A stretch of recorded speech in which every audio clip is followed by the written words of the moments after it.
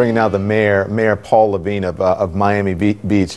Mayor, thank you for coming on again. We spoke last night. Miami Beach under a mandatory evacuation starting tomorrow at noon. How are you making sure everyone gets out, and particularly seniors?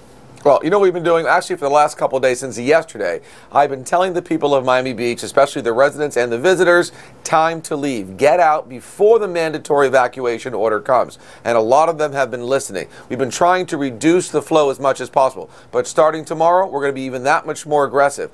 People who are listening to this broadcast that are on Miami Beach, whether you're a resident or a visitor, you need to get out. You need to be safe. You need to get out of Miami Beach. This is a nuclear hurricane. It looks like the path it's on is very, very scary, and it's very, very serious. So we're getting that message out as aggressively as possible. What about tourists and other people who may not have cars? How do they get out? What's your advice to them? Well, a couple of things. First of all, we issued a letter yesterday that went to all the tourists before it was mandatory and said, please leave now. We urge you to leave Miami Beach. What we're going to be doing, of course, with the county and Dade County, we'll be actually having buses that will be picking people up, bringing them to drop-off areas, and actually bringing them to the shelters. And we'll also have our trolley system doing the same thing. And we have multiple types of shelters in Dade County. Shelters for people that have pets, people that have special needs, for seniors. So we're working with the county very aggressively to coordinate this evacuation program. So I want to be clear here. There are no hurricane shelters in Miami Beach. People need to move elsewhere? There are no shelters on Miami Beach. On our barrier island, there are not. So we need them to leave Miami Beach, and they'll be going to shelters in Dade County, which has multiple shelters depending on what the specific needs of that person may be. Okay.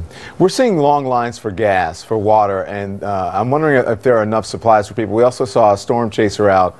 I think it was in somewhere in Miami. Gas station closed.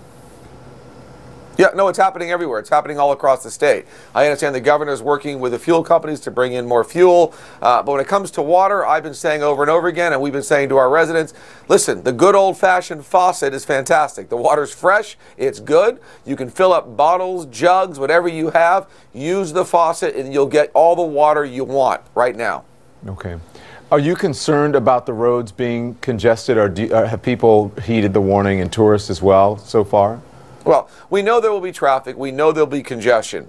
And that's okay, because we want the people to vacate Miami Beach. We'll be working with our police, our fire department, to make sure it is as orderly as transition as possible to get the people off Miami Beach. But once again, we're going to use public transportation to reduce the amount of cars. We've opened up all our garages in the city free for residents to put their cars to protect them during this storm, because as you know, we could expect a storm surge of some serious flooding. Okay, let me ask you this, because I wonder if you think, judging from the scope and the size of this thing and the power, the intensity, is this going to be another Hurricane Andrew? Do you fear that? I mean, that was a deadly Category 5 that hit Florida back in 1992. Well, I certainly hope not. And I hope that we are as prepared as possible as a county and as a city. But once again, you never know, and you can only prepare as much. At a certain point, preparations give way to prayer. And we're hoping for the best, but of course, we're planning for the worst. All right, Mayor Levine, thank you very much. Appreciate that. Thank you.